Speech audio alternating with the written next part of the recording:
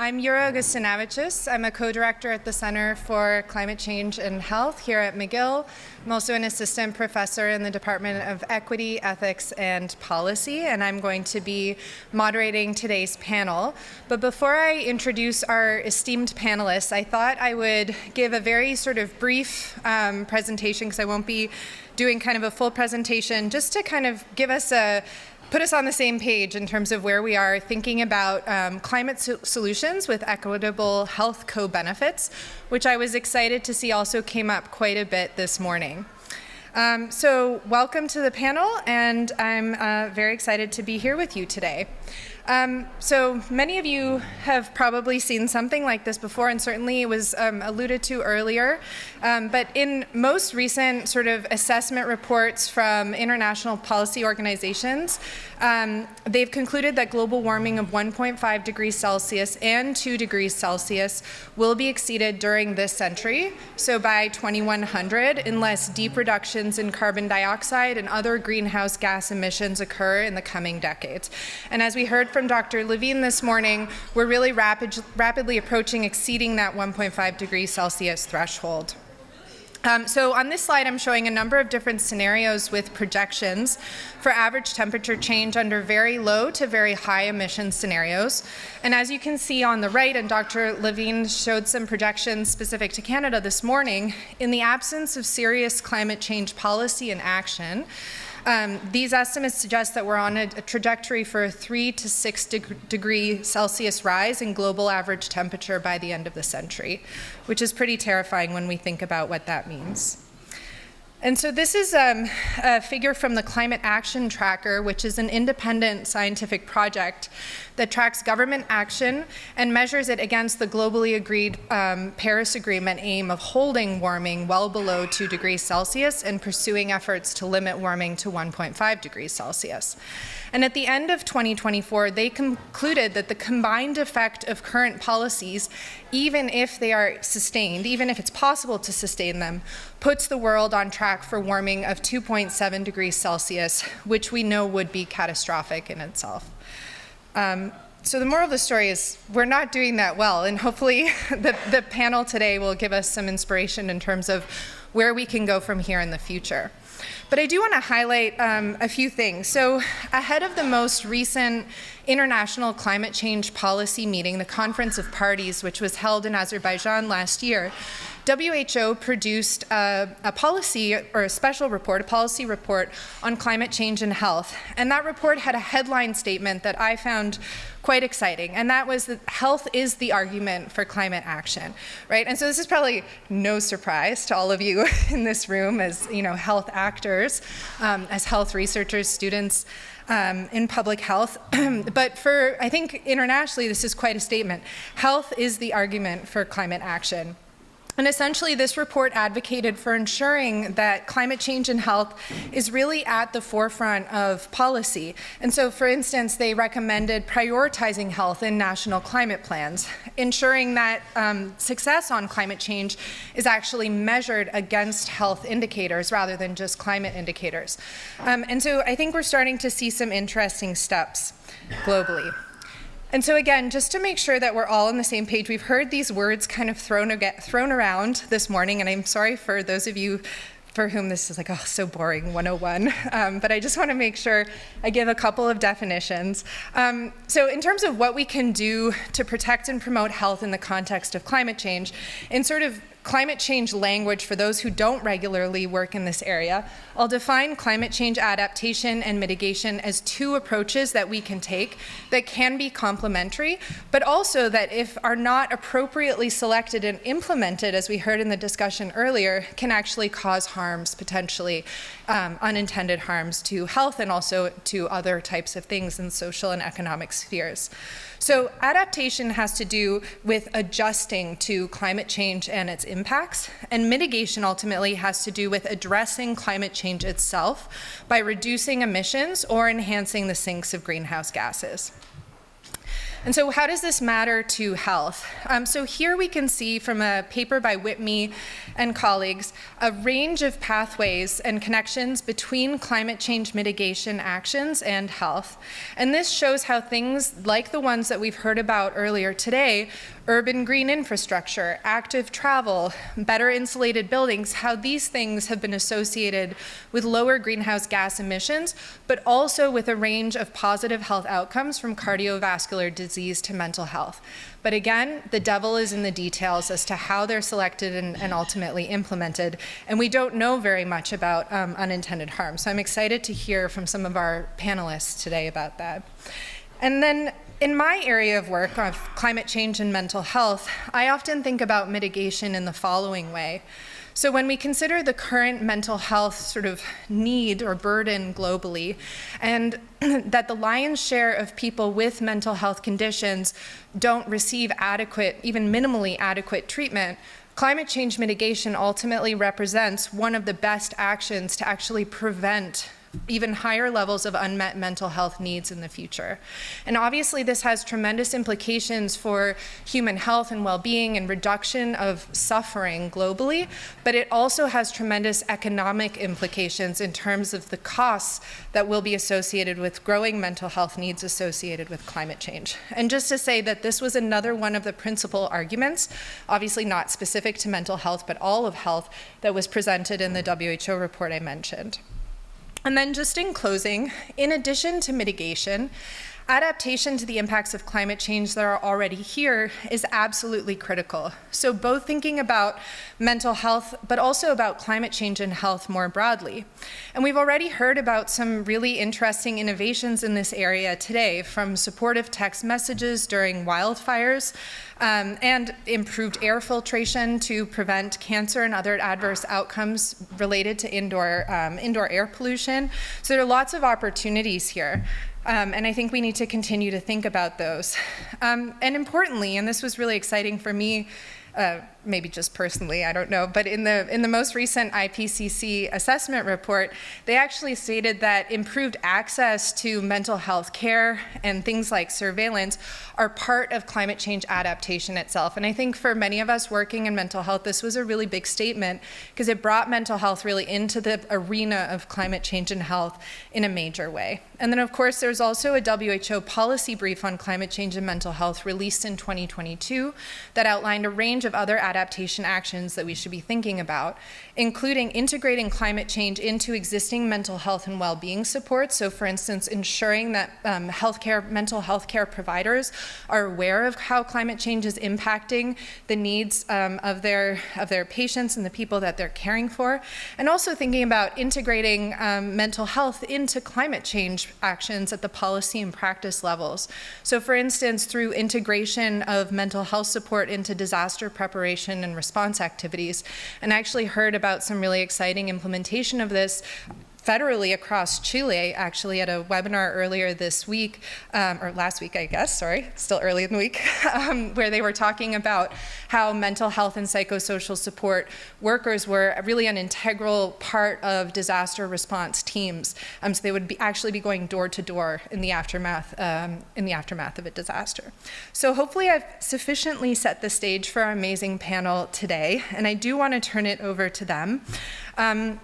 We have a very exciting lineup. I'm going to introduce each person as they come up, but our speakers, in not the order that they're going to come up, are Brian Robinson, Marianne Hatzopoulou, Eric Kennedy, and Brenda Parlee. So I'd first like to invite Dr. Eric Kennedy to come up and give his presentation. Dr. Kennedy is an associate professor of disaster and emergency management at York University.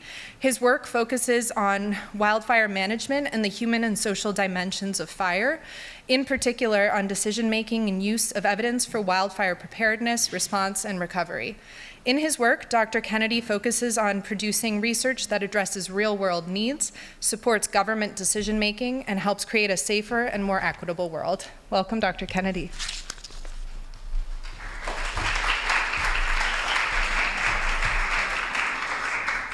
Hi, folks. It's an honor to be here, although I have realized that apparently my role is just to keep the Eric train continuing here of one Eric per panel, so I apologize that you have to deal with me as your stand-in. I'm a pyrosociologist.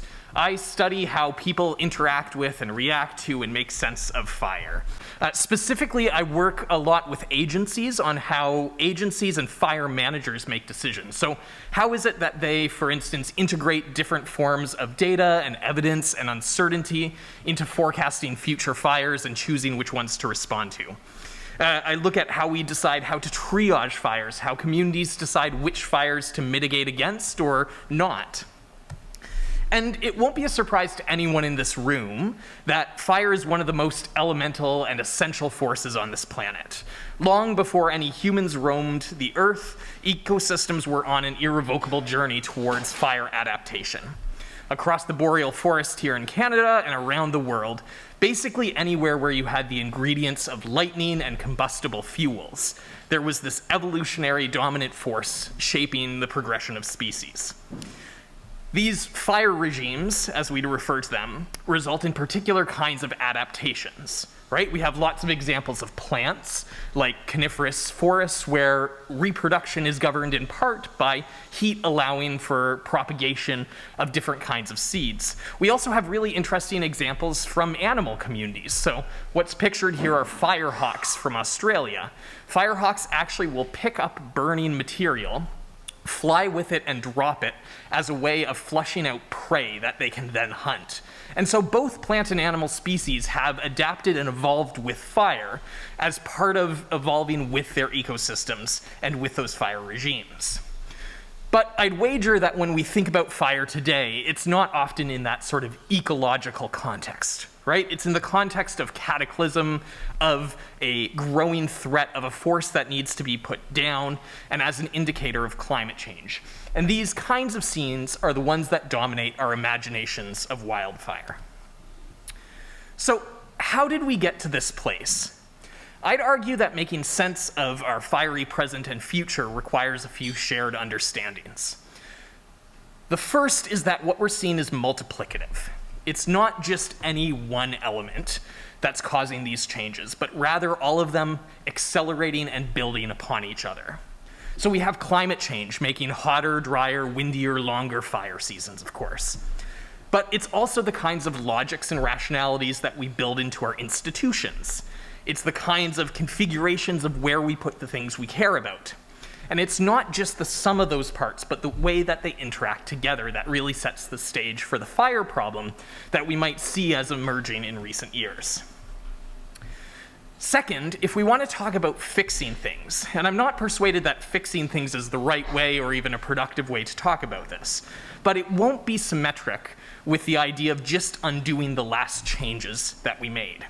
For example, if we acknowledge that putting more fire on the landscape and letting it burn is a good thing, even if we tried to undo the most recent changes that exclude fire, we've got ourselves into a situation where there is too much infrastructure, too much built-up fuel, too much climate stress in the system for these to work in a way where we could just linearly de-escalate the situation we've got ourselves into. And so I would argue, third, that what this means is we need a new kind of relationship with fire. I'd argue this needs to be centered on values, questions of how do we live in good relation with fire, and good relation with fire keepers, and good relationship with flammable landscapes. What do we want to protect, and what's given up in particular kinds of arrangements of protection? I want to center this idea of relationship with fire because one of these multiplicative forces is the warlike zeal with which we've pursued a campaign against fire historically. The foundational logics that guided the establishment of the modern fire agency profoundly shape the way that they see the world today. Fire management was, of course, a deeply colonial project. It was bound up in European notions of tended gardens and of trying to suppress indigenous culture, indigenous practice, and indigenous knowledge. Settler views were fundamentally entangled with a particular way of seeing the land and what it was good for, namely timber production, first for colonization and then for war efforts. And all of that was done under a bureaucratic logic that demanded reshaping the land for total control and often implementing both literal and managerial monocultures. Enforcing this project required and was advanced by militaristic logics, military surplus equipment, and military narratives of heroic young men going out to fight the blazes. And with Smokey Bear, it demanded a propaganda project that evangelized the public in particular ways of relating to fire.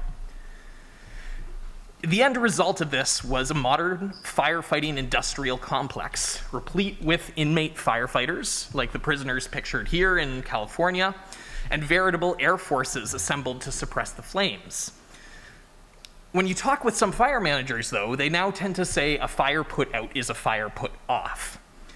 And that accumulation of excess fuel when we suppress all fires, and the way that we have so purposefully built our institutions for one purpose and one purpose only, which is putting fires out as quick as we can. These represent two of the multiplying factors. Another multiplier, of course, is climate change. Since our panel is supposed to be solution-focused, I'll try to shy away from belaboring the science here too much. But let me give just one brief example. So this is some work by a team from the Canadian Forest Service. And what they're looking at in this map is the interface between fire frequency and the values that we care about. Values is a term that's often used by fire managers to refer to infrastructure, homes, communities, those kinds of things we can physically put on a map as a thing worth protecting. And so I'm going to show the current state and the state in 2040 of these overlaps under the 8.5 climate projection. So get a sense of the colors here. The greens are documenting places where these values and fires come into interaction somewhere between every 150 and 250 years. When we get into the reds, that's where they're interacting every 50 years or even more frequently than that. And so as we move from the sort of 1990s state into the 2040 state, what you're seeing is how humans encounter fire more often, a quicker return rate in terms of the places that they live in and build in and care about and work in and play in. And it's this multiplicative shifting, not just the climate stressors, but simultaneously putting more things that are more expensive into more flammable landscapes that gives us more interactions between fire and communities. So in this context then, I think we need to see fire as more than just fire, rather as part of a rich dialogue about what we as local and global communities want to see in terms of our ecological systems and our health systems and our social systems and our economic systems and our institutions. There are no perfect answers here, only values and trade-offs between priorities. But I think there is an opportunity to get under the hood a little bit and begin to observe and question and tinker with the assumptions and values that drive our current systems. So one example of this is prescribed fire. Efforts to return good fire to the landscape are a pretty clear example of co-benefits. Allowing prescribed fires, or even allowing naturally ignited fires to burn, has several positive functions from a management point of view. One function is fuel reduction. When you allow that fire to burn, you are clearing out material that, if you suppress the fire, becomes available later on an even more catastrophic day. It's also ecologically beneficial. So I mentioned that a lot of species are fire adapted, but they're fire adapted to a certain intensity of fire. And when you exceed that intensity, you exceed the adaptation. And so what can happen is even fire adapted species can become quite vulnerable when you're seeing hotter, faster burning fires under climate regimes. And so introducing fire in more favorable conditions when it's spreading slower and less intensely can serve an ecological function of protecting particular kinds of ecological arrangements over others. Prescribed fire can also have other benefits, though. When it's not used in an extractive or tokenistic kind of way, prescribed fire can be part of restoring cultural practice, indigenous burning, for instance. This is a way of bringing back indigenous engagement with lands, restoring cultural practice, and changing norms about who is empowered in making particular kinds of decisions. And there's potential for addressing some of the concerns that Scott was mentioning earlier too. when you have fire at times of your choosing, you can select those times that might be more favorable with winds that keep the smoke away from certain populations, or lighting the fire in ways that prevent the ignition of some of those constructed and built materials. And so it gives you some of that choice. As I alluded to earlier, though, simply lighting more good fires isn't always a straightforward solution. One challenge that we see with the institutions that we're working with is that they are struggling more and more each year to do this. Part of that is because of climate change. As the fire season itself becomes longer, your shoulder seasons at the beginning and end get more stretched out. You might see those shoulder seasons shrink a little bit, so there's less time available. But even if they remain the same length, a problem that occurs is that a huge amount of our firefighting capacity in Canada is post-secondary students. And the school year is not changing with climate change. And so what happens is these agencies have a hard time staffing up the requisite personnel for prescribed burns early enough and late enough into the fall as this prescribed season shifts. So we'll have these complex kinds of challenges as we try to look for these co-benefits. I also want to give an acknowledgement here to the increased role of polarization and misinformation and distrust in government.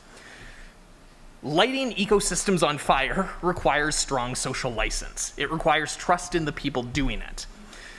And you need that particularly when there are values at risk, clean air, when you're worried about what happens when the occasional fire escapes.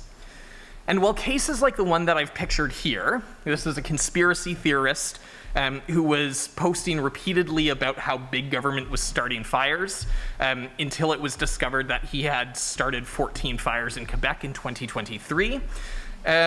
These are extreme cases, but I would argue that the prevalent tendency towards polarization and distrust in institutions could well impact the ability of fire management agencies to be sufficiently trusted to get good fire on the ground. I also think there's some opportunity for using fire as a way to have co-benefit conversations on other topics that are a little bit less approachable. I had not included a slide today because I assumed that Dr. Henderson would share one of her favorite slides. If you have a moment, check out her paper on the paradox of smoke. What she points out is that the majority of health impacts at a population level begin to emerge at very low levels of smoke. Not these kinds of cloudy days, but very low levels of smoke at wide scale for a whole season and across very large geographies. And so while we use these kinds of thick, smoky, yellowed images to capture and represent fire smoke as a challenge, I think the actual underlying force we're coming up against here is how do you manage low levels of smoke for all of your summer season? What do you do when you don't just want to rollerblade on the smoky day, but you want to stay healthy all season long and have 3 or 4 or 5 months of low levels of smoke exposure? How do we deal with the living residents cooling problem when we want to keep people protected from low levels of smoke? Unlocking these kinds of co-benefits will be tricky, and there are places where they might feel like things are more directly at odds in terms of the values we want to pursue. As one last example here, I'll mention that the evidence is quite clear that the majority of home loss does not come from direct impact by fire. So it's not the fire coming out of the forest and hitting the dwelling that's causing ignition. What we see are these ember attacks, like this one pictured in Los Angeles, where tiny embers capable of traveling hundreds and thousands of meters are able to move from a burning area into a home and ignite under a roof or through an air vent or through a deck. Or, to one of the ideas suggested earlier, an awning that you have around your windows. And so your property could be distant from the fire itself, but burned down as a result of ignition from embers from another home several blocks over. And so as we think about pursuing a different kind of relationship with fire, that will mean rethinking how we build. It's doable, but it's potentially at odds with solutions to other problems, as well as the need to solve the housing crisis and build cheaply and quickly to ensure everyone has a place to live. So what do we do to unlock these ameliorations and co-benefits? Well, I think one step we have to take is reimagining our relationship with fire. For a long time, we've seen it as unique among hazards. We don't send out parachutists into hurricanes to slow the winds or send out big clamps to hold the earth together during earthquakes. And so reimagining our paradigms and thinking about how we live with fire, how we anticipate its impacts, and how we perhaps look to build communities that can weather prolonged smoke events or deal with repeated fire events on a regular basis, I think is critically important. We'll need new kinds of solutions and not just throwing more and more firefighters at the problems. These challenges aren't going away, and we need to change how we think about fire. So thanks for letting me share some of these examples, and I'm really looking forward to the Q&A.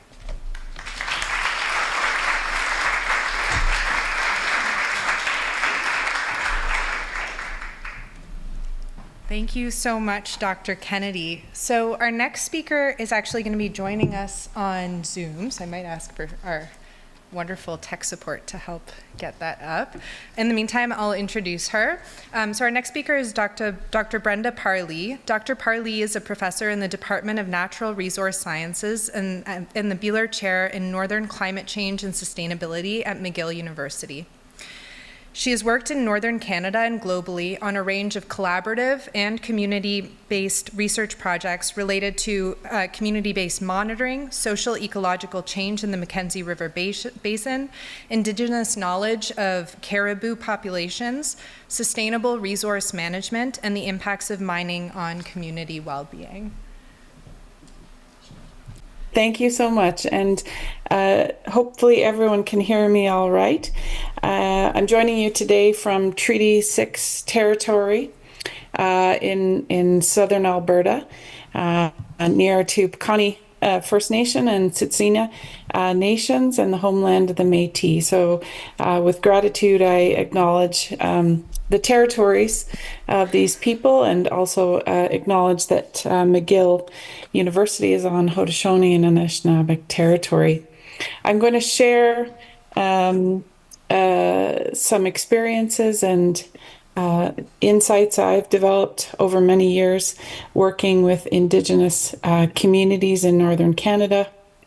I am not an Indigenous person. I'm a settler, sometimes described as an ally of Indigenous peoples with whom I'm working, both in the Canadian North and globally. As I start this presentation, acknowledge one of the elders who I worked very, very closely with for a number of years, the late Frank Pokiak, who is the former chair of the Inuvialuit Game Council, one of the oldest co-management boards in Canada, in which we, in the context of co-benefits, I learned a lot from Frank and the community of Tuktoyaktuk where he lived, and really grateful for the learning that I gained, and hopefully can share some of that with you. I'm going to focus in on a particular aspect of the work that I've done over the last 30 years, which has evolved over time. I've been working with many of the same communities over that time frame. People I worked with in 1995, 96, started working with their children some years later, and now my graduate students are working with their grandchildren. So I really am grateful for the relationships and connections that I have to communities like Tlutsuget and First Nation, Tuktoyaktuk, and others that I'm going to refer to today. I'm going to talk more specifically about some work that we've been doing over the last 10 years, working specifically with youth and young adults in northern communities, and thinking about the extent to which youth engagement in participatory science, the practice of monitoring, the practice of climate change research provides other kinds of benefits, or in the context of this panel, provides co-benefits in terms of health and well-being. There's a great deal of research and investment at the moment, federally and through academic institutions in monitoring of climate change. Some of those projects, some of those initiatives have a built-in capacity building focus, working with communities and members of communities that are often marginalized from post-secondary institutions. We know Indigenous peoples, particularly from the North, are poorly represented in graduate programs, undergraduate programs across Canada.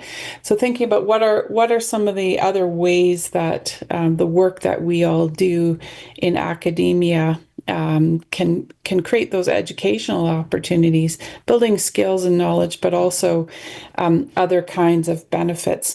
So we began to see over a number of years that some of the capacity building work that we were doing in monitoring not only produced kind of outcomes like skills for data collection, but also had other kinds of effective outcomes, including feelings of hope, self-efficacy around what was going on in their communities, what was going on in terms of scientists coming and going, but also created some pro-environmental, pro-health behaviors, including positive thinking, engagement in cultural practices, different kinds of stewardship and innovation outcomes. And then that in turn influencing climate action at different scales. So I'll provide a few examples, but just recognizing that this is kind of a process, a cycle that leads to more and more positive outcomes over time. The box on the left-hand side, we tend to overemphasize or perhaps underemphasize these other kinds of co-benefits that can come from research and monitoring of climate change. There's a tendency in a very hard path between scientific data collection about climate stress and its impacts in the Arctic and local to global scale decision making. But if we build in this particular aspect of youth engagement and consider as we're developing these research and monitoring programs, what are some of the other ways in which the work that we do as academics, but also through collaborative and Indigenous-led research, we can create both emotional, social, cultural, as well as biophysical insights about what's going on in the landscape. I won't spend too much time talking about what we know already, which is climate change is having a disproportionate impact in the Arctic. That not only relates to biophysical impacts, whether on caribou, landscapes. The previous presentation about fire really hit home for me, living here in Alberta and working in Northern Canada. But it also has disproportionate kinds of or uneven kinds of impacts on communities, food security, and health and well-being. So among the areas where we need to think more deeply about these co-benefits of research and monitoring is certainly in the Arctic. So I'm going to talk about or provide some examples from the work that I've been doing in Northern Canada, particularly the Inuvialuit region, with my colleague Kirsten Chamberlain, who's was a student of mine, just finished her master's program. That was done collaboratively with the Department of Fisheries and Oceans and the Tuktoyaktuk Hunters and Trappers Committee. And then talk a little bit about barren ground caribou research and engagement in that work, and then talk about some larger scale initiatives. Before I do that, just stepping back, what do we mean by climate change? We've talked a lot about that this morning. What are the kinds of impacts that are of greatest concern to communities? And we often sort of get well, on different levels, we're told or we're given insights about the kinds of impacts that climate change is having. We get that through the media. We get that through the science that's published. We get that through our own kind of social networks in terms of who we're listening to and who we're not. But we also have to think about how those kinds of narratives are biased in different ways. Whether in the context of the media, we certainly know right now how the media is shaped in different ways by decision makers or by what's popular, what's trendy, what's sexy, and we'll get hits on Twitter or whatever it's called right now. We also need to think as well about the ways in which the landscape of science is also biased in different ways, not in intentional ways, but certain kinds of research attracts money and other kinds of research does not. So one example we know from certainly the media, huge concern about declining polar bear populations over the last 15 years. And we know now, as we look more deeply into the details of where those polar bear populations exist across the Arctic, not all populations of polar bears are declining, and certainly some areas they're increasing. Is polar bear population decline in the Arctic the biggest concern in northern communities? Based on my experience and collaborations, I would say definitely a concern, but other things like flooding, forest fire risk, lack of housing in remote regions, certainly of greater concern in many, many cases. We have a tendency, on the whole, to disregard as well Indigenous knowledge systems. That includes the knowledge systems of Inuit and Inuvialuit peoples and women and youth. And again, the emphasis in my work has been around youth engagement. The first example I wanted to provide to you is the work we did with the Tuktoyaktuk Hunters and Trappers Committee, the Fisheries Joint Management Committee, one of the oldest co-management boards in Canada, where when we're talking about co-benefits and collaboration and co-production of knowledge, there's no better kind of history of lessons learned than some of the co-management agencies in the North. That project involved youth becoming involved in the sampling of beluga whale. Beluga are an important source of food for the Inuvialuit, and beluga populations are stable at the moment, but there are increasing levels of mercury that have been noted over decades. And so youth engagement in monitoring is providing that sense of self-efficacy, that they understand the science that's going on in their own environment, working with elders and other members of their community. Youth are also gaining insights into traditional cultural practices related to beluga. But also able to tell their own stories. And we're trying to, through our projects, link the local to global. So on the left-hand side, see Brianna Grubin talking to Lisa Lassetto from the Department of Fisheries and Oceans. And Brianna was among those who developed a participatory video telling the story of what they learned about beluga whale harvesting and presented in Rome at the Food and Agricultural Organization in 2023. So they're pictured on the right-hand side at a large youth symposium in Rome. And so a big shout out to the incredible youth that put together that film, including my student in the middle of that photo, who helped move that forward. Another key example is the work that we've done around barren ground caribou populations. You see in the right-hand side is the map of some of you, but maybe not all of you, are aware that there are many barren ground caribou populations across northern Canada, including northern Quebec, which isn't actually pictured in this photo. Many of those herds have declined significantly.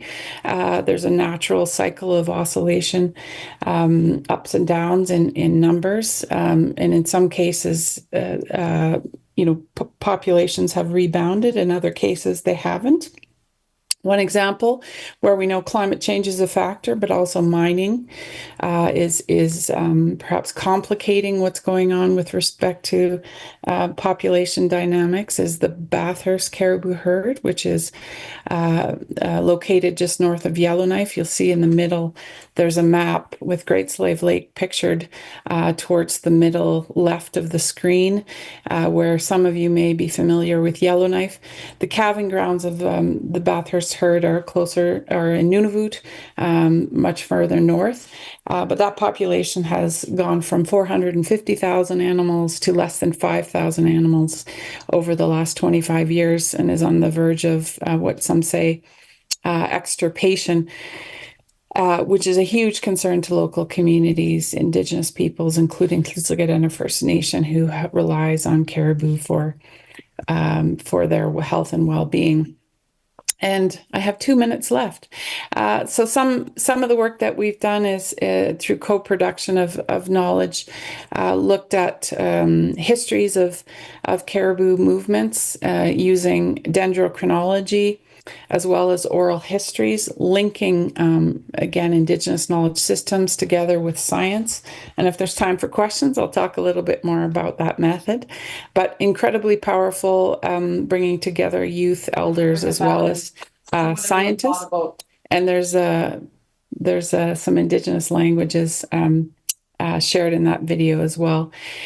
And just to close, wanting to highlight through some of the other projects we're doing that the two examples I provided earlier are Taktayak, Tl'sigat'en First Nation. Those are very local, small communities. However, the work that they're doing has global implications and is connected to other kinds of work going on in other communities. So 2 other projects where we're looking at how knowledge is scalable.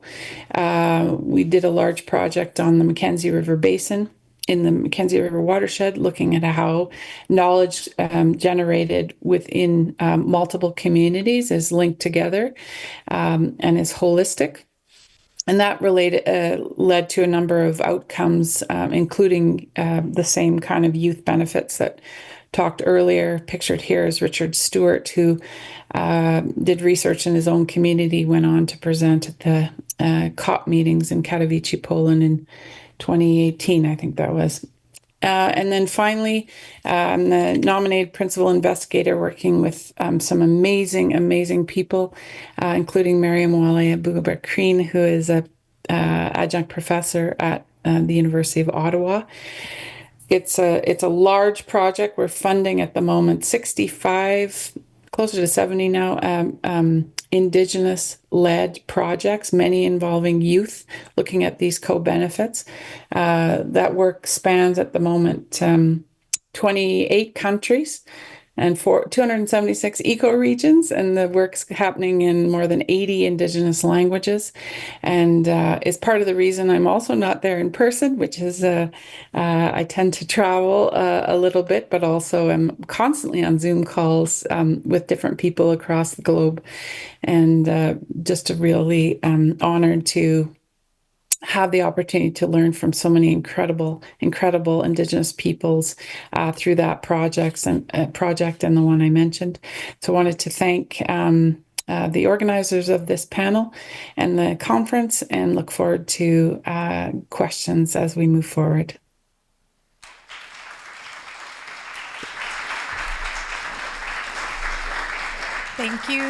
Thank you so much, Dr. Parlee, for that wonderful presentation. I will go ahead and start introducing our next speaker. Well, again, clearly incompetent up here, except for being able to introduce people while we get our slides set up. So our next speaker is Dr. Marianne Hatzopoulou. Dr. Hatzopoulou is a professor in the Department of Civil and Mineral Engineering at the University of Toronto and a Canada Research Chair in Transport, Decarbonization, and Air Quality. Her research studies the interactions between transportation, air quality, climate change, and public health. She's also the director of Positive Zero Transport Futures, which is a living lab ecosystem for testing transport decarbonization innovations with positive societal outcomes. So welcome, Marianne, and we're just getting your slides up. Perfect. Yeah, thank you. Thank you very much, everybody. Thank you, Jura, for the invitation. So we are on a panel about co-benefits, and I think I'm going to try and do a good job at highlighting also the trade-offs and, well, the opposite of a co-benefit, I guess, is an unintended consequence of some of the greenhouse gas mitigation policies. So we could do the right thing in a thoughtful way. Let me just acknowledge a little bit our current situation. So I'm going to talk primarily today about transportation. I'm going to talk about big cities in general. So the focus is very urban and very much on transportation. This is the most recent ECCC tracking of greenhouse gas emissions for the country. And as you see, I've pulled out only the information related to transportation. So in terms of total greenhouse gas emissions, we were on a trajectory going up until 2020. COVID-19 happened, GHG emissions dropped, and then they started going back up, right? We're not back to pre-COVID levels.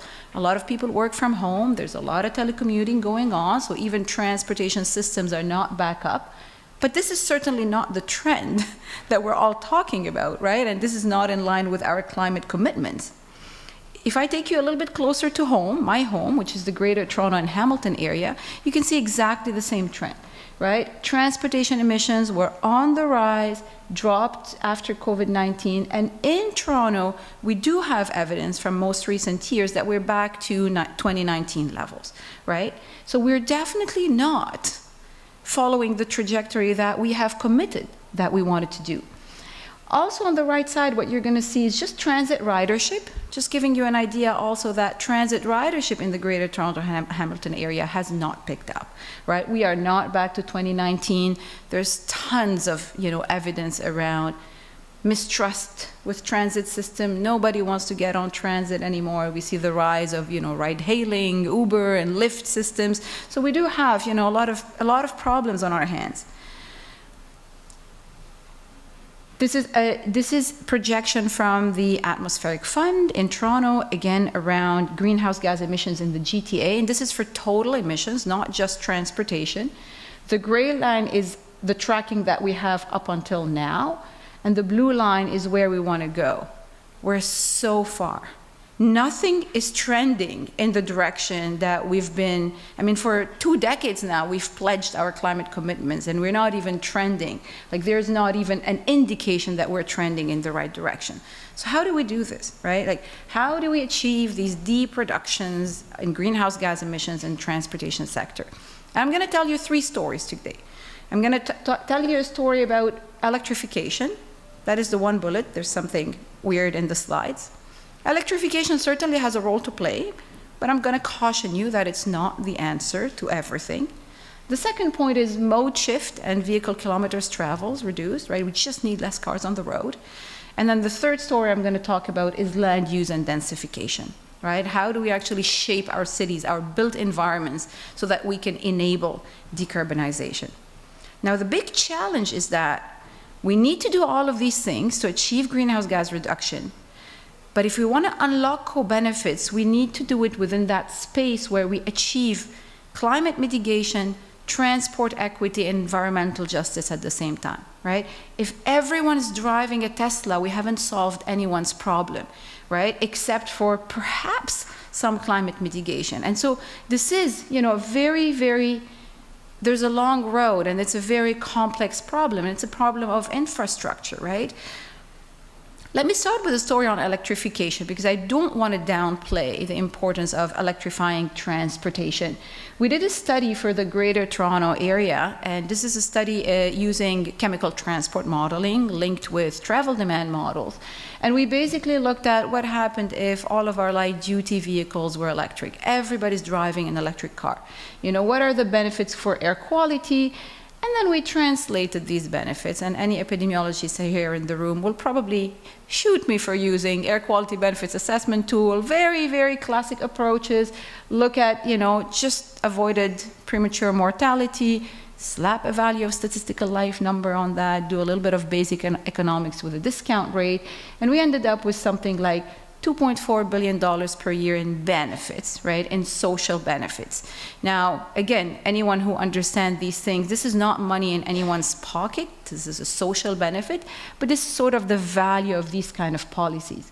What we ended up doing also is we normalized these benefits on a per electric vehicle with appropriate discount rates, and we ended up with something like $10,000 of social benefits per electric vehicle over the lifetime of the electric car, which is, if you look at the provincial government, the liberal provincial government in Ontario, they actually had a $10,000 subsidy for every electric vehicle. So it's funny that it was on par, right? So electrification has an important role to play, but Toronto won an award recently, a very important award. It won the award of the 7th most congested city in the world, right? So again, millions of electric vehicles on busiest highway 401 is not solving anyone's problem. And there's been a lot of scientists and researchers and engineers talking about the idea that technology is not alone is not sufficient. Technology will not save us. Electrification is not going to meet climate mitigation targets on its own, right? Now, and if we only think about technology, what we miss out, the other things that we're going to miss out, are a lot of the other problems that we are facing, both in Toronto and many Canadian cities. You know, infrastructure deficit, inadequate transport system, the amount of people in Canadian urban areas who live in mobility poverty, like people who actually miss out on going to a job interview or a doctor's appointment because they just can't get there, right? The bus that runs up and down that street at a certain frequency passes every hour, and that's it for them, right? And then it's not connected to the schedule of the next bus. And obviously vulnerability to climate change induced disasters, right? So a lot of issues that cities have to overcome while at the same time make sure that we're meeting our climate commitments. Now the next story that I want to tell you about is a story of travel behavior, residential location, vehicle kilometers traveled, where we choose to live, where we choose to work, how we behave, what are the kind of choices that we make in a day, and what are their implications to greenhouse gas emissions in the context of transportation. So now this is a study where we actually quantified the greenhouse gas emissions per person for every single person in the Greater Toronto Area from transportation. This is just from transportation, right? And then it's basically color-coded with the amount that are generated on per capita basis, ranging from those who generate less than 1.5 kilograms to those who generate more than 10 kilograms, right? It's pretty intuitive, right? It's nice sometimes to actually do studies that confirm our intuitive hypotheses. The further you live from the city core, the greater your carbon footprint is, right? Because you have more cars, you have larger cars, and you don't have access to transportation systems. Now, we took this information as well, and we sort of quantified a Gini coefficient, right? We wanted to look at, what is the proportion of the population contributing to a certain proportion in greenhouse gas emission. And actually, we see really unequitable outcomes. Not everyone generates as much carbon when they move around in a day, right? In fact, the top 30% of the population is responsible for 70% of the total emissions, right? So we have these gross emitters, the populations that are generating a disproportionate share of greenhouse gas emissions. So we thought, well, let's think about it. Who are these people? Where do they live? These slides have lost their title, and that's fine. So I'm going to walk you through these graphs. So what you're going to see here on every y-axis is the same. It's the average greenhouse gas emissions per person. And the x-axis are different indicators, social indicators or land use indicator. Median income, right? Affluence. There is a relationship. People with households with higher median income will generate more GHG emissions from their daily transportation. Car ownership is the second graph, has also a very important and significant trend, right? The more cars that you own, you'll use them. If you buy a second car, you will be using that second car. The average number of trips, right? The more trips you do. Now, this slide was supposed to be entitled Land Use Matters. Because if you look at these graphs, now we're seeing the other trend, because this is where now we're plotting the land use and built environment predictors. The first one is accessibility. So how accessible is where you live to commercial, to community centers, to jobs. So we look at different levels of accessibility, right? The more accessibility you have, you lower your GHG emissions. Very intuitive. The one in the middle, I love it a lot because it's called land use entropy. So it's an indicator of the mixity of your built environment, right? Do you live in a place that is primarily residential, or do you live somewhere that is residential and commercial and has all sorts of different kinds of establishments? And you see these negative relationships and population density on its own, right? I mean, if you live in an area, a neighborhood that is very dense, it's also correlated with all these accessibility measures, right? So we pushed that work. And we collaborated actually with Scott and his group, and I really don't know why all these slides have been, why the formatting has changed, whereby we thought, since land use and the built environment is so associated with these things, can we actually start, show me a picture of your neighborhood and I'll tell you what your carbon footprint looks like, right? Because clearly you look at those two images and you can clearly tell which neighborhood is going to have a higher carbon footprint from transportation because it is associated with all these other things. And this is it's important to say, when I give this presentation, this is not the war on cars or the war on people who drive. A lot of people who drive are captive drivers because of our infrastructure, right? They don't have access to all the other services. Now this, you'll find it also inherently, confirms our hypotheses, but I wanted to show you that graph. This is a summary of emission intensities in grams of CO2 equivalent per passenger kilometers traveled for different modes of transportation for the Greater Toronto Area. So these are not literature values. This is unique to our area, right? We have subways, we have streetcars, a light rail system, and you can see how low these emission intensities, right? Driving an electric car is actually not bad, of course, right? In Ontario or in Quebec, our electricity production is fairly low in terms of carbon. GO trains are our regional trains. You don't have that problem in Montreal. Our trains are 100% diesel fuel, right? We still have not transitioned to alternative fuels, and most of our transit buses are diesel fuel. But even you look at those medians and you compare that with that of driving, which is at the far right of the graph, there is a huge difference, right? So public transit, even with your good old diesel bus running up and down Kipling Avenue, half empty most of the time, the median emission intensity is still a lot lower than driving your own vehicles. Anyone wants to guess where like Uber and Lyft would be on that graph? Like ride hailing, where would they be? Yeah, further, absolutely, because there's a lot of what we call deadheading, right? There's a lot of empty kilometers of drivers roaming around or trying to serve passengers, so their intensities are actually quite high. Now, I want to go back to public transportation, because transit electrification, at least in the GTA, and this is kind of mirrors that electric vehicle slide that I showed you, where we use our chemical transport models, air quality benefits assessment approach.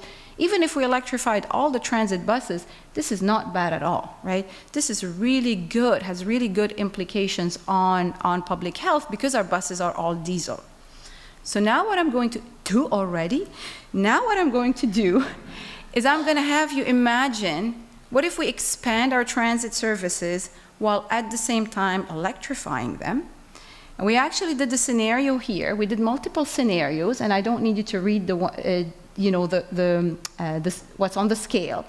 The last scenario, we used our transportation model. We called it the carrot and the reduced auto ownership scenario. And we actually looked at what happens if we improve transit service and we reduce the number of cars. Like, people cannot own more than one car. So every household that had 2 cars in our models, we only gave them 1 car. And you could see the reductions in emissions for PM2.5, for NOx, for GHGs are actually quite measurable. I mean, we're talking about 30% reductions. We're talking benefits for air quality. And we're also, most importantly, talking about higher benefits accruing to socially disadvantaged populations.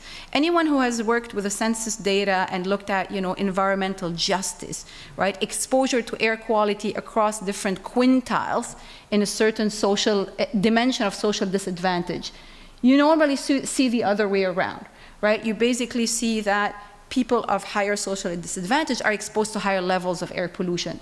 What we're seeing here is that the benefits are distributing, we see more benefits in socially disadvantaged neighborhood, which is why this is very important. It's important to look at GHG mitigation policies and how are they being distributed across the population.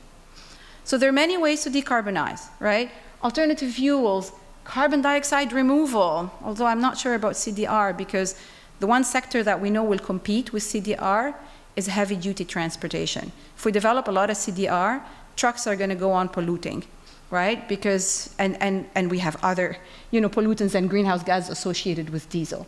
So decarbonization is really about shaping the built environment for sustainable, thriving communities. I'm going to leave you with that one slide, and maybe that will be food for thought when we talk about the questions. Infrastructure planning is a really wicked hard problem. It's long-term, it's capital intensive, and it needs to operate in a rapidly changing environment, right? And so policymakers are also, we have to have some sympathy for them, because they're asked to develop durable and yet nimble systems at the same time, right?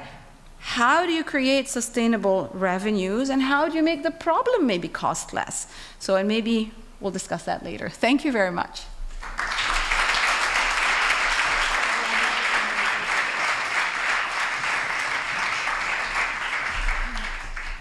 Thank you so much, Marianne.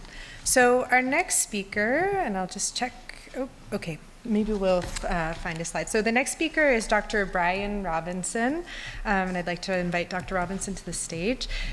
Dr. Robinson is an associate professor in the Department of Geography at McGill University. His research focuses on how people meet their needs through the use of ecosystems and natural resources, and the role this plays in development in poorer regions of the world.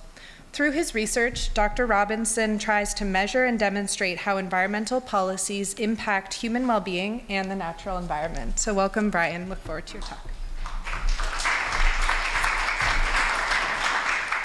Thanks, Jura, and thanks for having me. Excited to be here. This is a conference and a group that I don't normally get to talk to as much. I normally work on environmental issues and work with conservation organizations, and so the health community is a really great opportunity for some collaborative learning.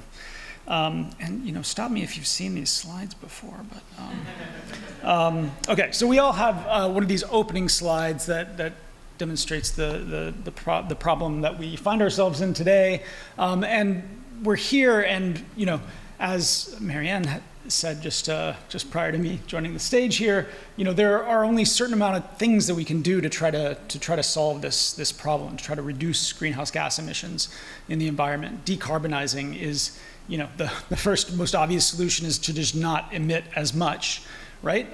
But absent that, which is hard, then we have to try to suck more greenhouse gases out of the atmosphere that currently exists. And so there is carbon dioxide removal technologies that are starting to come online, but those are new and emerging and as yet to be proven as well. But one solution that is gaining a lot of policy attention across the world are natural climate solutions. So these are ways of trying to manage the land and manage our landscapes that will sequester carbon. And broadly, these can be thought of in sort of three different categories: about protecting lands that are at risk, better managing lands and landscapes to sequester greenhouse gases, or restoring lands that have been degraded. And by some estimates, we can solve up to 30% of our greenhouse gas emission needs through these kinds of land-based mitigation activities, these so-called natural climate solutions. So what are some of these things? These would be things like interventions in forests that try to engage in reforestation. So forest, and if you look at the slide here, you see the actions on the are the rows here, and then across our x-axis at the top is the mitigation potential. So you see some of these forest-based activities. Let's zoom in a little bit. So some of these forest-based activities have the largest sequestration potentials. These are in reforestation and avoided forest conversion, so protecting forests and restoring forests. But these can also include other things like interventions in agriculture and grasslands, and restoring and protecting wetlands as well. Right? So these are the kinds of land-based activities that we think about, and these have these would be things like restoring wetlands or planting trees, right? And these are gaining a lot of traction and a lot of engagement because, and if we go back to our slide here, we see that there are a lot of associated benefits or proposed co-benefits that come along with a lot of these solutions, right? And here, these are environmental co-benefits that are in this particular publication, which is sort of laid out the suite of natural climate solutions available. But proposed other co-benefits would be things about recreation, about health co-benefits, and these are very common in the literature around natural climate solutions, right? So these proposed co-benefits are things that are almost assumed and have governments and organizations and climate finance markets very excited, right? The COP29 in Azerbaijan this past December committed $300 billion by 2035 to engage in these kinds of land-based climate solutions. The biodiversity COP, there was just a $200 billion commitment to restoring, protecting biodiversity as well. So we have massive financial investments that are happening into these kinds of nature-based solutions. But these kinds of nature-based solutions to happen at scale also imply various trade-offs, right? There aren't just co-benefits. We have to worry about the other types of things that may come along with protecting and managing and restoring landscapes at the scale needed to achieve that 30%, right? So trade-offs with other types of conservation or agriculture, other types of land uses and urban development that promote well-being in other ways for human communities. And a lot of concern around protection and restoration in certain landscapes and land rights of smallholders. This is a report that I worked on with the Rights and Resources Initiative that just came out earlier this year that thinks about what are carbon rights, how do carbon rights exist in national legislation across the world, and how does that, do community-owned lands, do they have rights to access the right to carbon in those landscapes, right? Especially when we think about the engagement and the expansion of carbon credit markets and climate finance, these kinds of ways of engaging with local communities and indigenous communities becomes really important. These are the kinds of lands where restoration and protection are potentially most needed. So for these kinds of natural climate solutions to actually work, for us to get even close to a fraction of that 30% of climate mitigation needs that could be fulfilled here, we really need to understand not just the carbon potential, but how those climate actions, those climate activities, how they interact and impact the places where those land-based activities would take place. So how do they impact local communities? These are taking stock of the co-benefits, but also any potential trade-offs or unintended consequences. But as you saw from that very first slide, with all the big long list of about 20 different types of mitigation activities, there's a lot to go through. And all these different land-based activities come from very different literatures. They come from agronomy, they come from forestry, they come from whatever rice cultivation is called. And there are a lot of different sectors that you need to pull together to try to understand what co-benefits and what trade-offs might be necessary. And in thinking about the co-benefit space, there are also a number of different ways that we can characterize well-being, or a number of different ways that we might think the literature characterizes well-being that we need to take into account as well. And so our first step in trying to understand this space was to survey the literature and try to find ways of doing this so that you bring together all these disparate fields across a range of different outcomes to see what it is we know and where we know it. So we engaged in this process where we first searched the literature, right? This involved developing search strings for all 20 of our different natural climate solutions and all 11 of our different co-benefits that we tried to take stock of in this literature. And that initial just searching Web of Science and Scopus yielded almost 2.3 million papers. And so if anybody's ever tried to do a literature review before, that's a little more than you want to try to handle, even if you hire an army of students that want to really engage deeply in the literature as well. So we engaged in this process where we filtered articles through clustering algorithms, where we found papers that were grouped together and were able to identify clusters of papers that didn't look like they met our search criteria. They were too far outside of the type of articles that we wanted to engage in, and others that were closer, and that got us down 1 million papers. So we're now at 1.3 million papers. And then we use topic models, so natural language processing on the titles and abstracts of the papers, to then cluster all of our papers into 800 specific topics. Then we used manual human review for those human topics, or for those topics that we clustered our papers into, to identify which clusters of things looked like the kinds of articles that we were interested in, right? Especially like in the veterinary space, we would get a lot of papers about veterinary science trying to improve animal health, right? That wasn't exactly the type of thing that we were looking at, and so we would label those as not relevant. But other clusters of papers we would retain.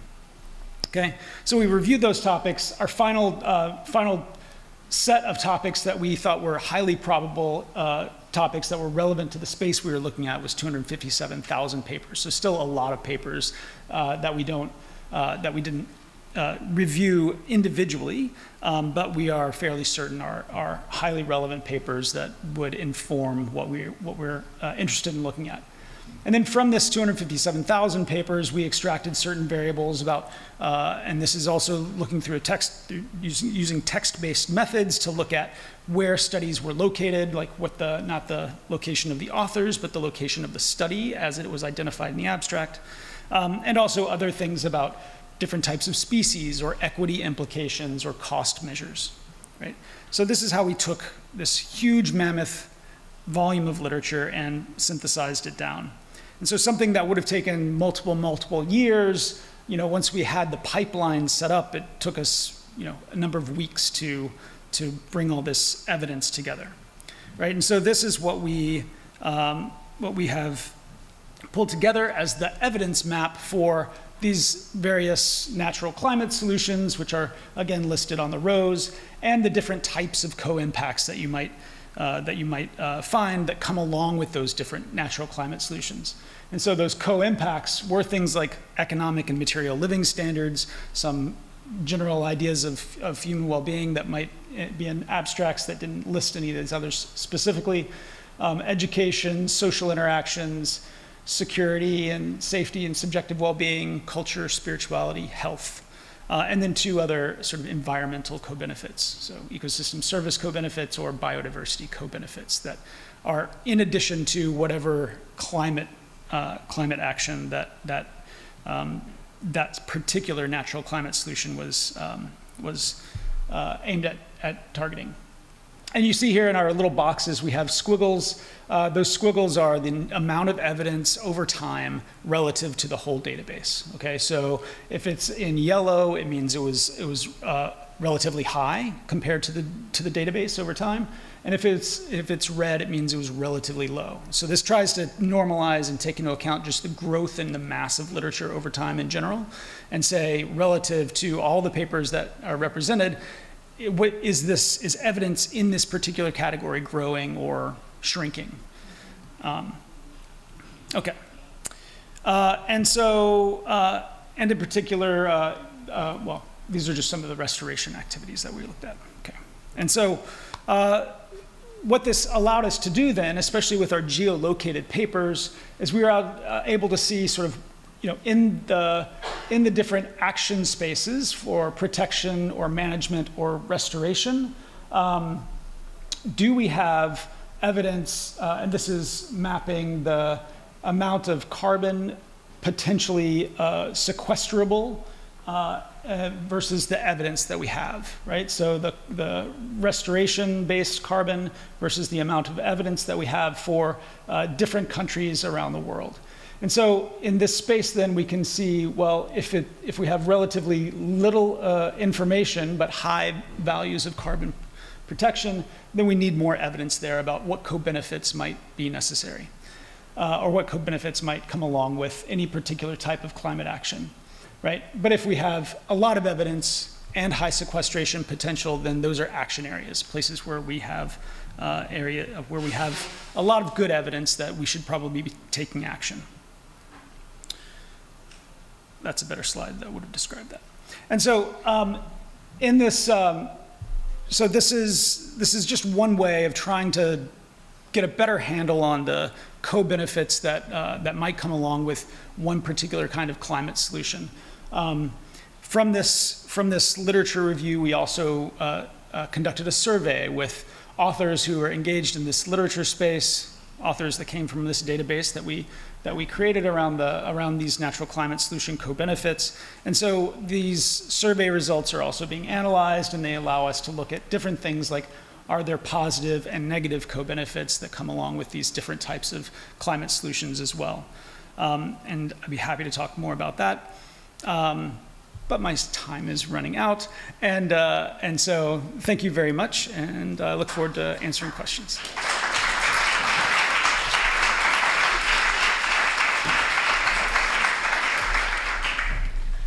Wonderful. Well, thank you so much, Brian. If I can ask the other panelists to please come up, and we'll see. Also, if you have questions, please feel free to make your way to the microphone. I'll just let panelists get started. Wonderful. And just to check, Brenda, can you hear us? Okay, maybe we'll try to get. I was trying to turn my camera on, but lost the button. Okay, well, good. We can hear you, so so I'm glad you're here with us. So we heard about some amazing different aspects of adaptation and mitigation on our panel. And there was something actually that came up in your presentation, Brenda, but I think that was also reflected throughout the panel, which is sort of the importance of traditional knowledge. And so I was wondering if Brenda, perhaps Brian as well, but also maybe Eric could speak to the role of traditional knowledge in understanding climate change impacts, but also importantly in developing and implementing and evaluating solutions. Brenda, do you want to start? Sure, I'll just reiterate, I am not an Indigenous person, so feel it's important to acknowledge that the experts, of course, are Indigenous peoples themselves, and there's so many incredible people that those in the audience can speak directly to. But there is a very large and growing literature about the value of Indigenous knowledge systems in the Arctic and elsewhere, providing a long time series, for example, of data, providing a sense of baseline when we think about climate impacts and change, variability and change over time. What is that baseline? Or what do we consider to be natural variability, and what do we consider to be kind of a stressed system? So there are many examples where Indigenous knowledge is providing significant contributions, but just highlighting as well the politic around who is considered an expert. We still see biases in the system in terms of, unless it's published in the journal Science or Nature, that's not really evidence. So the gentleman or the individual from a First Nation in the north who's been hunting caribou for 70 years, living, working, monitoring those species year after year, using the same indicators, same methods, same places, not considered an expert despite those years of experience. So I think there's lots of good examples where Indigenous knowledge and Indigenous leadership is being acknowledged, but I also think we have a long way to go in creating some greater equity. Thanks, Brenda. I see a question from the audience, but I'm just going to give Brian or Eric an opportunity to weigh in if either of you want to. I'll just add to that, in terms of who counts as an expert. It is striking the degree to which Indigenous fire knowledge is recognized when it's useful for Western management agencies, right? That this practice that has been stamped out and stomped down suddenly becomes a great thing to revitalize when it's useful for us to manage our forests. And so I think that notion of seeing this as part of a more significant and broader transformation rather than just yet another way to exploit particular ways of seeing the world in particular communities is really important. Thank you. Anything you want to add, Brian? The only thing I'll add is that, you know, with this large literature base that we've developed, you can sort of slice it up in many different directions. And one of the ways that we are trying to slice it up is to try to see how Indigenous knowledge and traditional ecological knowledge is represented in these sort of natural climate solutions space, and that's sort of ongoing.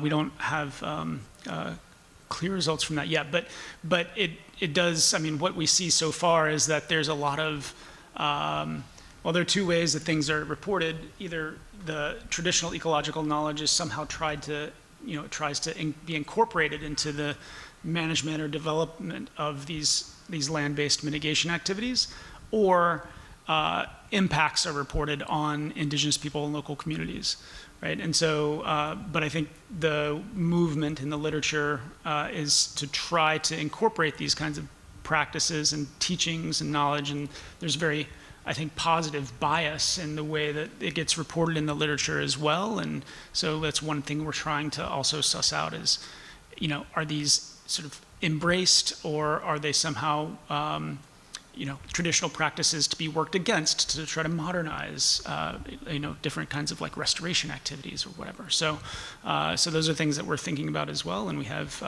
Indigenous knowledge holders that work at the Nature Conservancy that are helping us with some of those things as well.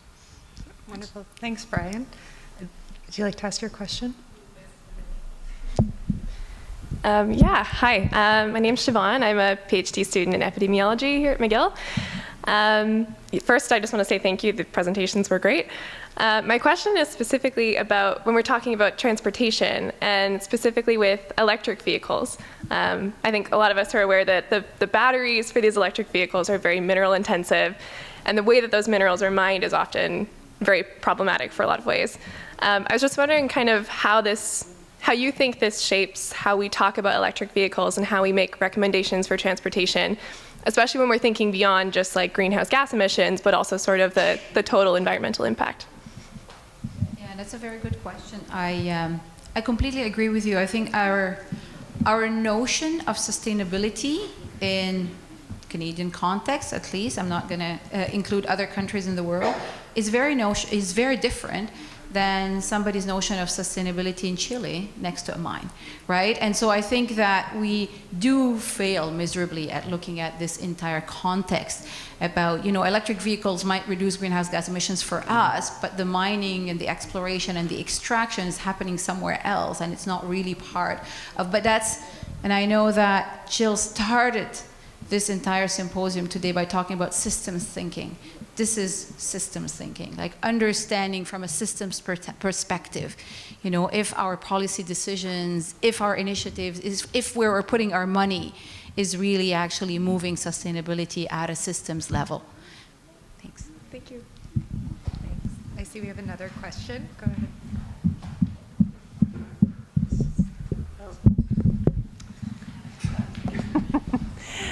Thank you for your tech support.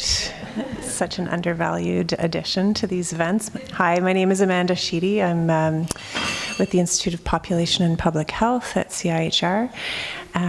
Thank you all for your presentations. Super interesting. We're doing a lot of thinking about how to support researchers such as yourselves right now around that are looking at climate solutions that also have health benefits. So the mitigation side of things, which I find so difficult in the research world. I'm not a researcher myself, so maybe it's a bit trickier, but I find the pull in the research world is to describe the problem and dig into, and is a little less apt to go into the solutions space. And so I just was wondering about, your researchers obviously who all spend a lot of time in that space. So I just was wondering if you could speak a little bit to any of the tensions or how you navigate as a researcher that space of working in a solutions-oriented research space, and also if you could speak to where you feel like there are some gaps right now, or where you feel like the research field could or should be going.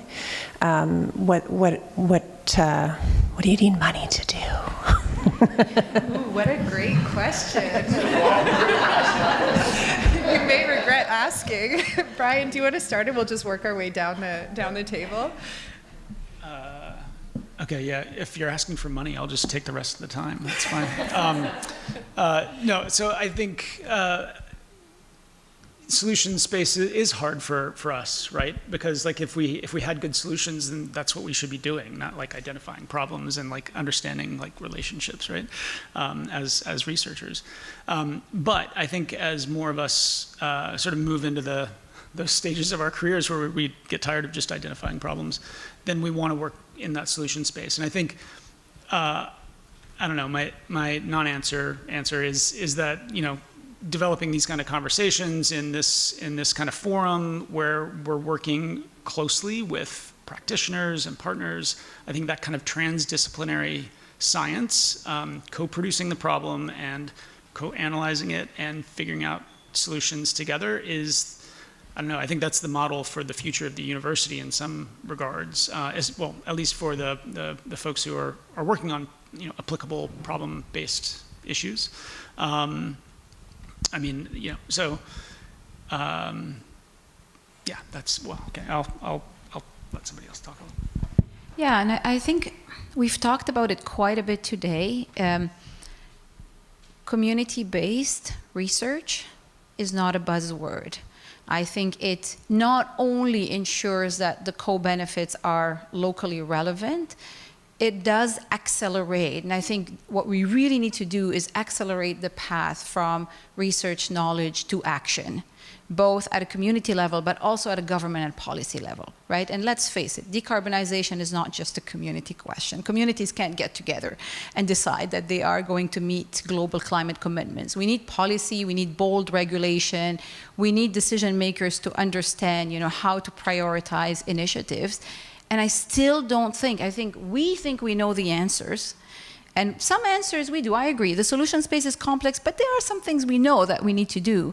But I don't think we have yet really managed to sort of move that into coherent set of actions that could be picked up by governments. And then again, I applaud Eric's work. It's just those kind of scenarios showing what is the cost of doing nothing and what is the value of doing something, right? And I think we need to be able to do that, and we need to do that also at a sort of global policy level.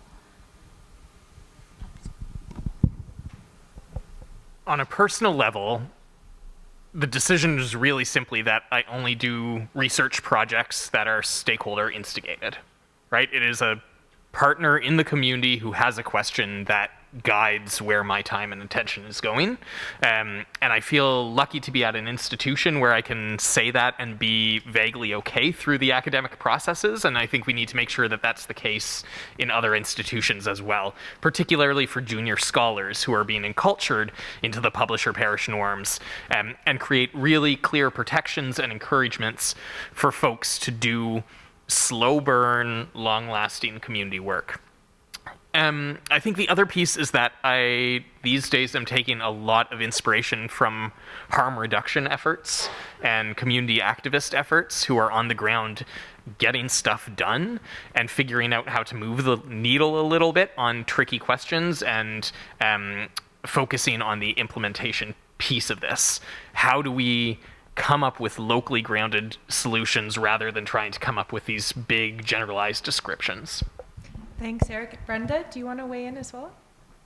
I don't have much to add. I think everyone on the panel has really highlighted some of the same points I was going to make, except maybe to reiterate, this idea of systems thinking and who's benefiting and who's not from the research. And there, certainly, as I noted in my presentation, some bias still towards experts only being at the universities. And as somebody from the Tri-Council, I think the person who asked the question, I think there's maybe some internal things that could be tweaked within the Tri-Council to recognize, you don't need to have a PhD to co-lead a project. How do we move money to communities so they can lead their own work and be able to, when we're thinking about power and the transformative kinds of science and knowledge co-production that one of the earlier panel members mentioned, that often comes down to the nuts and bolts of finance and administration. And so I think, there could be greater attention, I think, between, what are some of those principles at the Tri-Council level and how do those get actioned within universities and within communities? Thanks, Brenda. So I have to admit, we're starting to dig into your break time, but I'm going to take the liberty of one more question and then for the panel, and then we will release you to your coffee and other break items. So apologies to those who couldn't ask, but please try to catch the panel after the session. Madhu? My name is Madhu Pai. I'm the chair of Global and Public Health. My anxiety is, first of all, I have climate anxiety myself, as does my child, as do all my students in my global health class. I don't even ask the question anymore. I just assume that every student in my class has climate anxiety. But my bigger anxiety is all of us, you, me, scientists, in these forums are doing our best to talk about science, and we are simply not acknowledging some of the biggest gorillas in the room, politicians and politics. When the leader of the richest nation says, drill, baby, drill, exits the Paris Agreement, essentially destroys all of climate research overnight, destroys climate monitoring, and if that ripples across to our conservative leaders here and across the world, then all our best efforts are going to come to nothing. I'm not saying we shouldn't do what we're doing, but to be apolitical in these fora, in this day and age in 2025, is a disservice to us and our students and those who are relying on us. Just as every single global health researcher today, including me, must be political and must become advocates, I beg every climate scientist to also be an advocate, because that is the only way we're going to tip the scales towards justice, because right now I'm not seeing any hope on that front. We continue to do great science. We are disconnected from the reality of this world. Thank you.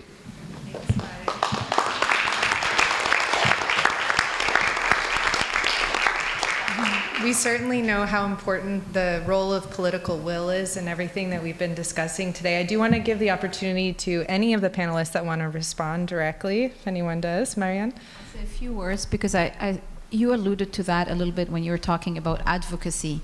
I think as academic, we still haven't figured out to what point we could push. We're working with communities, and we understand that grassroots science is important, because if you educate these people, they will vote for the right person. But at what point, as an academic, and we often pull the brakes, and I've done this myself many times, and saying, oh no, I'm just handing you over the results. You do what you want, and you keep me out of this. And what point do we actually say, no, it's okay. If they want to bring it to City Hall and they want me to be their champion, maybe it's okay to do that. And I think we're still sort of struggling a little bit. Yes, certainly. Brenda? Yeah, I would just build on that, and saying that, you know, most of us, I think, at this table have tenure. We're protected and have the academic freedom that many people do not, and so we can get into some of those messy spaces. And as grad students in the room or other academics, you know, putting ourselves out there into those spaces, even if it's slightly uncomfortable, and collaborating, having not to compete with or override community voices, but to be part of a dialogue and lend our expertise. And I'll just say, I was, you know, in various points, having played that role, you know, people writing letters from the mining industry to have me fired at the University of Alberta, very uncomfortable. But you know, academic freedom, the paper I published, made people angry, and so, but that I had to be okay with that, and recognizing that some of the people that I was supporting with the work I was doing didn't have that what's the word I'm looking for, luxury to not lose their job for saying things out loud. Thanks so much, Brenda. Such an important reflection. As always, I guess the answers are kind of do what you can with what you have, where you are, and that these opportunities are not always equally distributed, but we should all put our best foot forward. So hopefully you're inspired to move forward, and I'm sure we'll hear a lot more for the next panel. And to be even more inspired, please go enjoy your now 10-minute break, apologies, and have some coffee. Thanks, everyone.